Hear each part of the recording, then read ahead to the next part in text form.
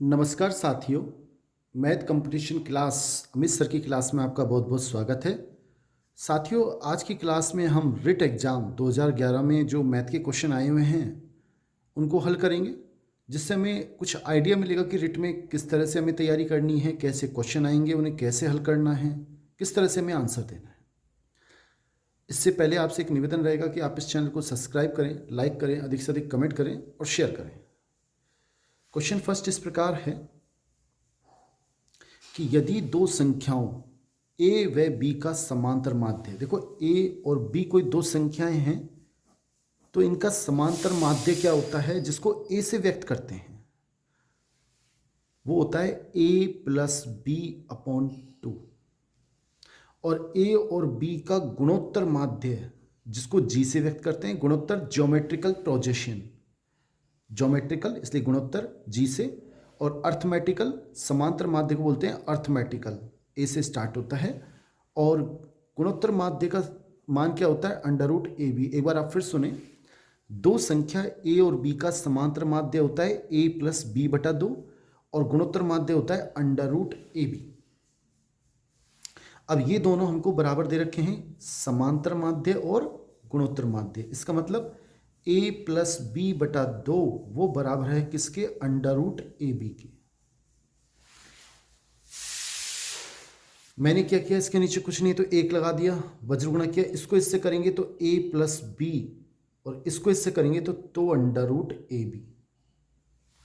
दोनों और मैंने वर्ग कर दिया।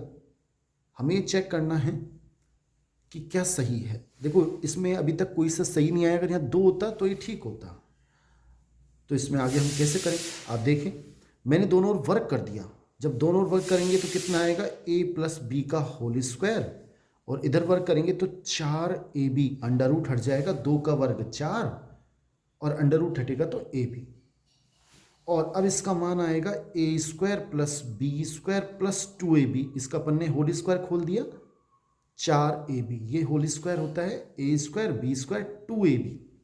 अब 4ab जब इधर लेके आएंगे तो वो माइनस का हो जाएगा, और ये हो जाएगा a square plus b square minus 2ab बराबर 0। ये कैसे आया, ये 2ab प्लस के हैं, 4ab इधर आएंगे तो माइनस के हो जाएंगे, तो प्लस के 2ab माइनस के 4ab, प्लस के 2ab माइनस के 4ab, और 2ab में से जब 4ab घटाएंगे तो माइनस के 2ab आएंगे बराबर 0। अब ये किसी का होल स्क्वायर बन रहा है, किसका, a माइनस बी का होल स्क्वायर। अगर इसको हल करोगे तो यही आएगा a square plus b square minus 2ab, दोनों ओर वर्गमूल कर दिया तो a माइनस बी बराबर 0। तो यहां से आएगा a बराबर b, यानी कि हमारा डी ऑप्शन बिल्कुल ठीक है।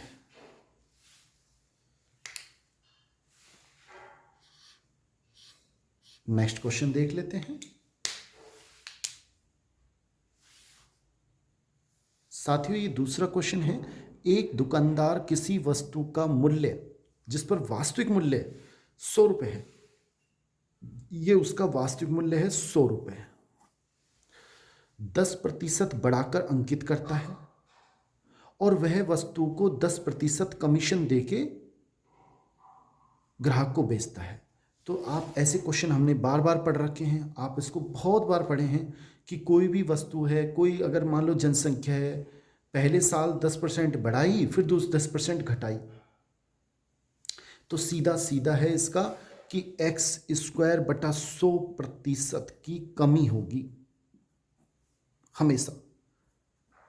एक साल तो अपन x% बढ़ाएं, दूसरे साल x% कम करें, तो अंतिम टर्म क्या होगा, ऐसे ये कर रहे हैं कि कुल में उसका वास्तविक मूल्य 100, 10% पहले बढ़ाया फिर 10% कम कर दिया, छूट दे दी, तो कितने में बेचेगा, इतने कम में बेचेगा, इतने की कमी होगी। तो x के स्थान पे 10% यानी कि 100 आ गया, 10 इंटू 10 बटा 100% की कमी, 100 से 100 कट गया, यानी 1% की कमी से वो बेचेगा, कमी होगी मूल्य में, कितनी कमी होगी, 1% की।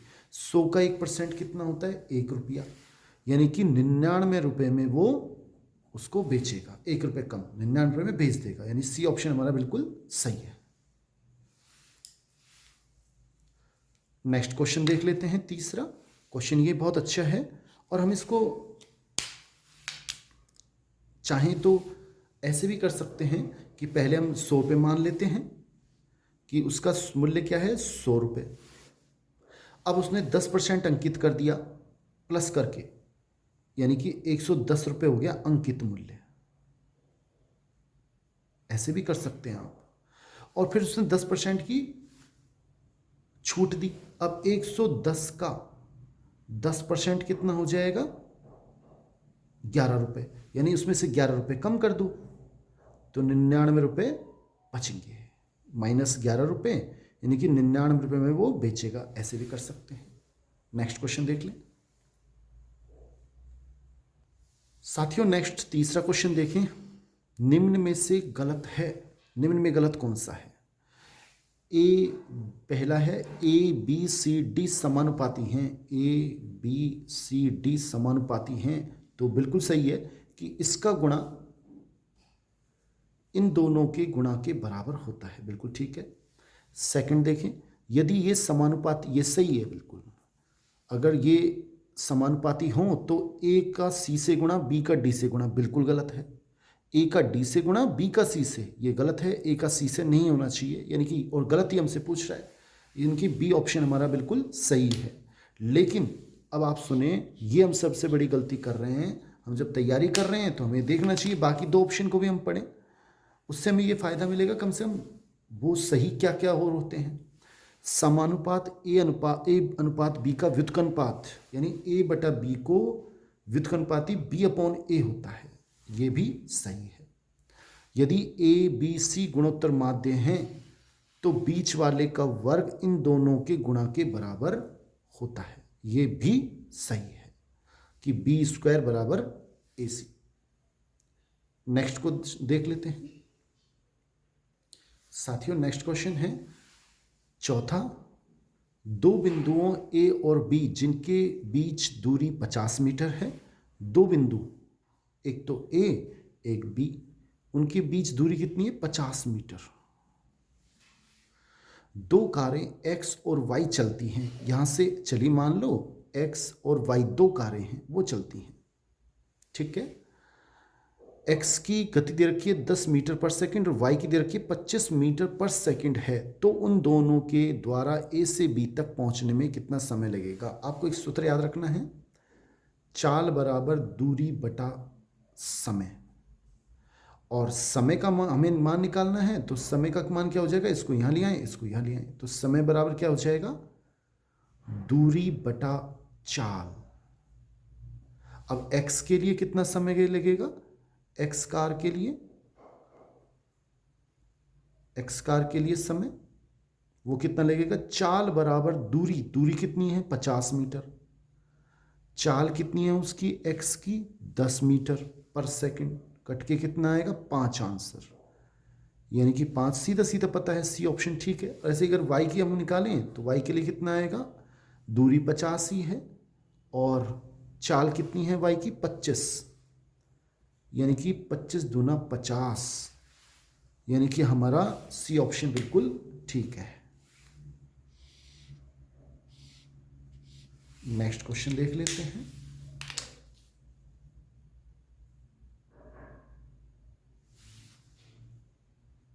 साथियों नेक्स्ट 5वां क्वेश्चन इस प्रकार है कि हमें एक चित्र दे रखा है और अल्फा का मान पूछा है।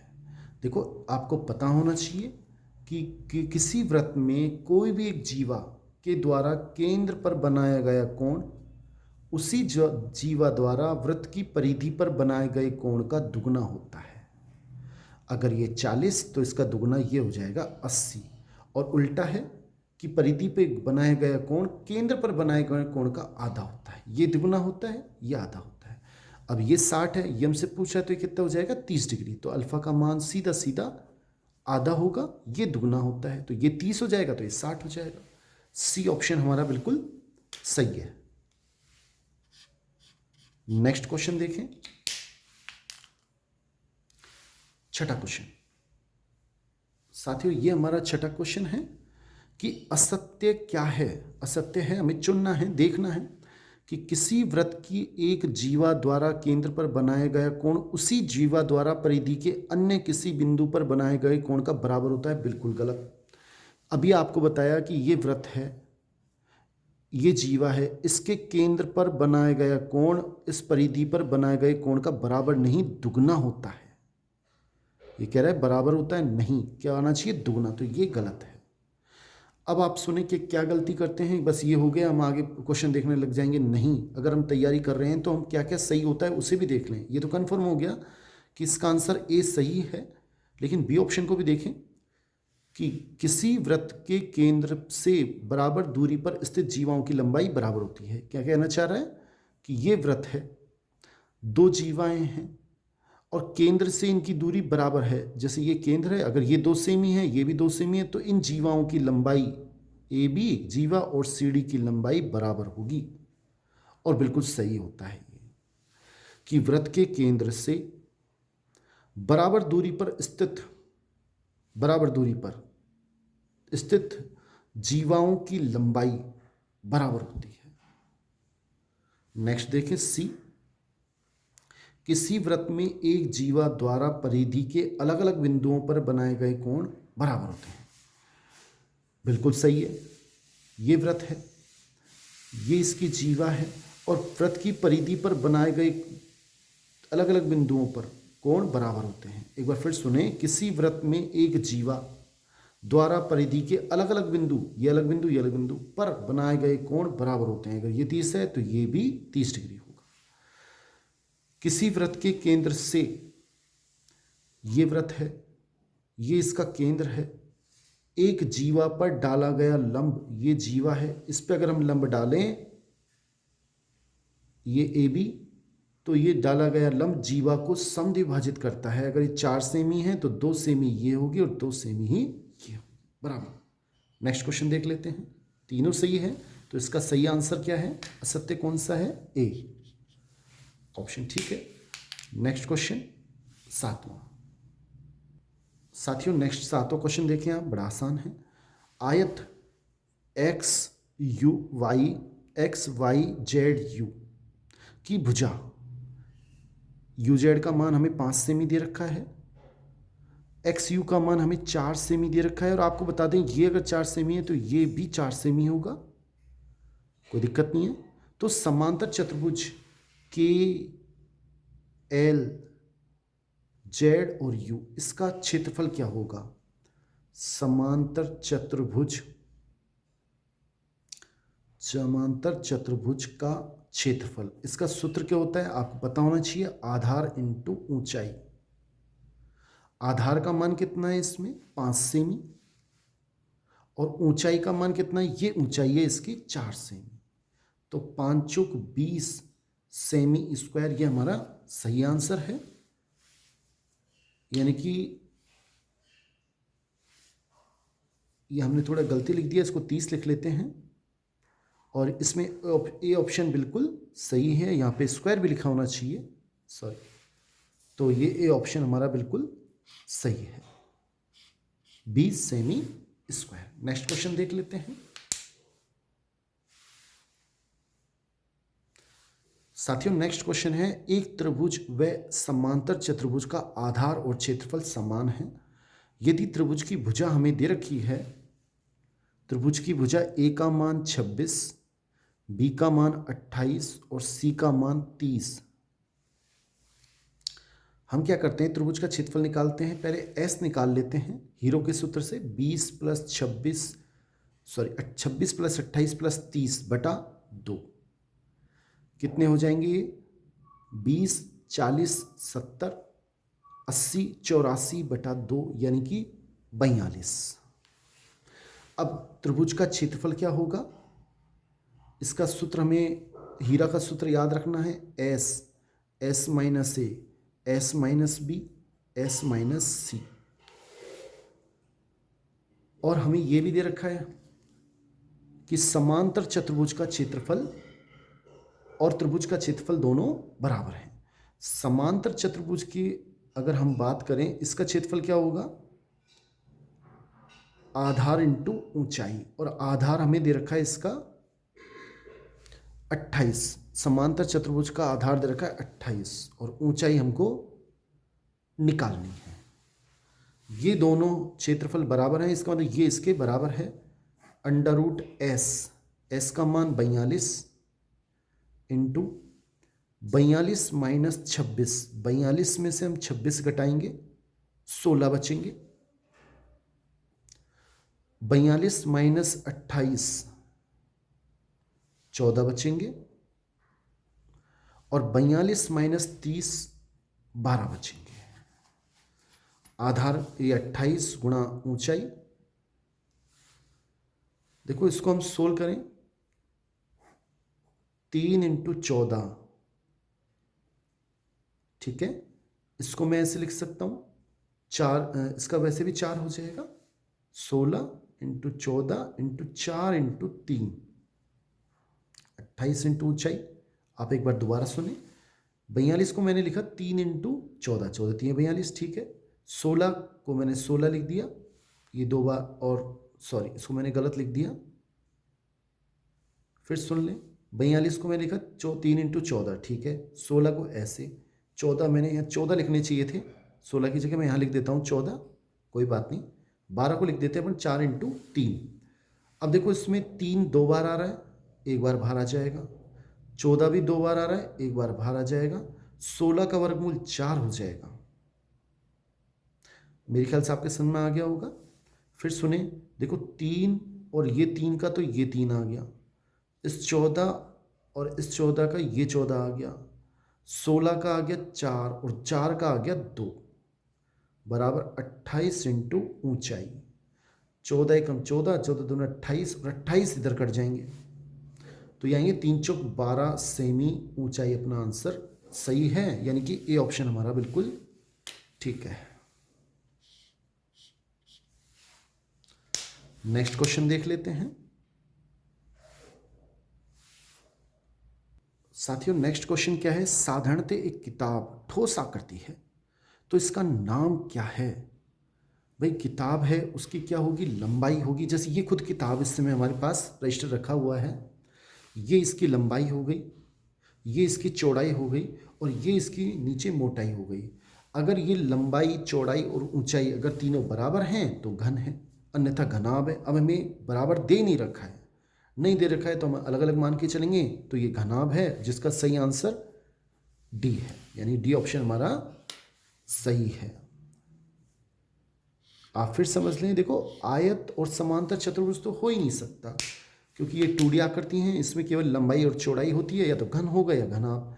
घन अगर हम स्पेशल दे देता, उसकी लंबाई, चौड़ाई और ऊंचाई बराबर हैं, किताब की विमाएं बराबर हैं, ये भी हमें दे देता तो हम घन लिखते, अन्यथा घनाभ। नेक्स्ट क्वेश्चन देख लें साथियों। नेक्स्ट क्वेश्चन इस प्रकार है कि x की घात 4 माइनस वाई की घात 4 को भाग दें x माइनस वाई से, तो भागफल और शेषफल क्या आएगा। देखो हम भाग दे के देखें, आपको पहले बता दें इसका सूत्र होता है X square plus Y square और X square minus Y square. मैंने तोड़ दिया, बिल्कुल सही है। अगर सम घात है और बीच में माइनस है, सम घात होनी चाहिए दोनों की समान, सम समान और माइनस, तो आधा कर दो। x की घात 2 प्लस y की घात 2, 4 है तो 2 कर दो, 6 हो तो 3 कर दो, एक बार जोड़ दो एक बार घटा दो। अब देखो इसमें भी समान घात है लेकिन प्लस है, तो ये तो ऐसे कैसे रहेगा।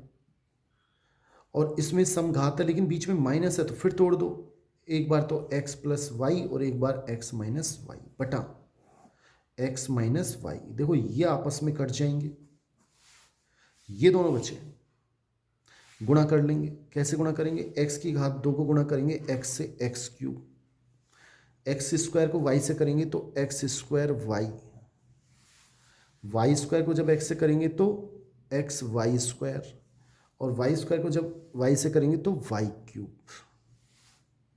तो हमारा सही आंसर कौन सा है, ये पूरी बार भाग गया है, कोई शेषफल नहीं बचा, यानी कि शेषफल तो 0 और इतनी बार भाग गया है। तो सही आंसर कौन सा है अपना A, X cube Y cube X square Y plus X Y square और कॉमा 0, यानी ए ऑप्शन हमारा बिल्कुल सही है, ए ऑप्शन बिल्कुल ठीक है। नेक्स्ट क्वेश्चन देख लेते हैं।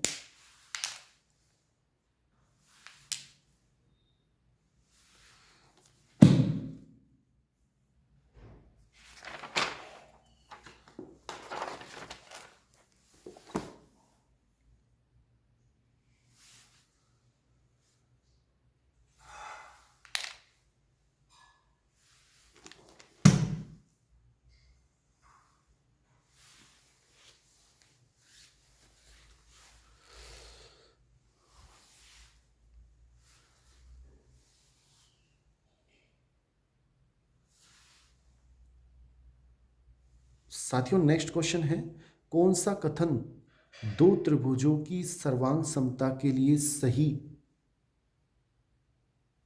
नहीं है? कौन सा कथन दो त्रिभुजों की सर्वांग समता के लिए? देखो, पहला, एक त्रिभुज की तीनों भुजाएं दूसरे त्रिभुज की तीनों भुजाओं के बराबर है तो वो त्रिभुज सर्वांग सम होंगे। ये बिल्कुल सत्य है। कौन से नियम से? एस एस एस नियम से। तो ये सही है। फिर एक त्रिभुज की दो भुजा और उनके बीच का कोण यानी कि एस ए एस, ये भी सही है। एस ए एस नियम से ये दोनों त्रिभुज सर्वांग सम होंगे। एक त्रिभुज के दो कोण ए एस ए, ये भी ठीक सही है। दो त्रिभुज और उनके बीच का भुजा, उनके बीच की भुजा, तो दूसरे त्रिभुज के दो कोण उनके बीच की भुजा के बराबर है तो दोनों त्रिभुज सर्वांग सम होंगे। परंतु एक त्रिभुज के तीनों कोण बराबर हों तो वो दूसरे त्रिभुज के तीनों कोण के बराबर हों तो वो दोनों त्रिभुज सर्वांग सम होंगे, यानी कि ए नियम ये सत्य नहीं है। ऐसा कोई नियम नहीं है। तो इसका मतलब हमारा डी ऑप्शन बिल्कुल सही है। नेक्स्ट क्वेश्चन देख लेते हैं। साथियों नेक्स्ट क्वेश्चन देखें। राम, ये शब्द क्या लिखा है? राम के ठोस घन बनाना चाहता है जिसकी भुजा 15 सेमी हो और इसके लिए 5 सेमी भुजा वाले कितने घनाकार टुकड़ों की आवश्यकता होगी? बड़ा आसान। सबसे पहले आप जो घन बनाना चाहता है, पहले हम बड़े वाले का आयतन यानी 15 सेमी भुजा के घन का आयतन बटा 5 सेमी भुजा के घन का आयतन। घन का आयतन क्या होता है? भुजा क्यूब, यानी 15 इंटू 15 इंटू 15 3 बार, ऐसे ही 5 इंटू 5 इंटू 5। और जब 5 का भाग देंगे, 5 तिया 15, 5 तिया 15, 5 तिया 15, 3 तिया 9, 9 तिया 27, यानी कि सी ऑप्शन हमारा बिल्कुल सही है। इतने टुकड़ों की आवश्यकता होगी। साथियों आज के लिए इतना ही। नेक्स्ट वीडियो में। थैंक्स।